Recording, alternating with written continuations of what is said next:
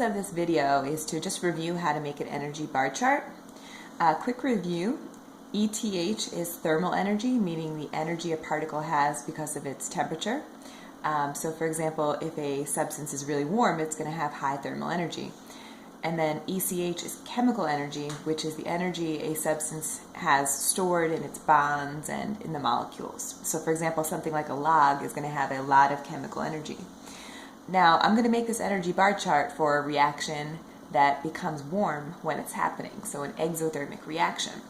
So I'm going to start with 2 bars of thermal energy, because I'm going to assume that it's starting at room temperature. And remember, we always start with 2 bars of chemical energy, and that's an arbitrary number. So if the reaction is becoming warm, that means that some of the chemical energy is being converted into thermal energy, okay? Here we go, which means the thermal energy is going to increase and the chemical energy is going down. So if you imagine a log burning, some of the energy from the bonds in the log is being converted into thermal energy.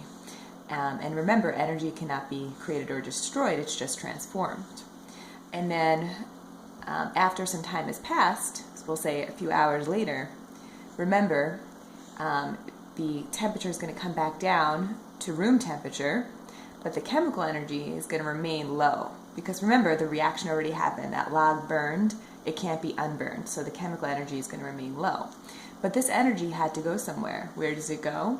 It goes into the surroundings and is going to leave the system. And that's it.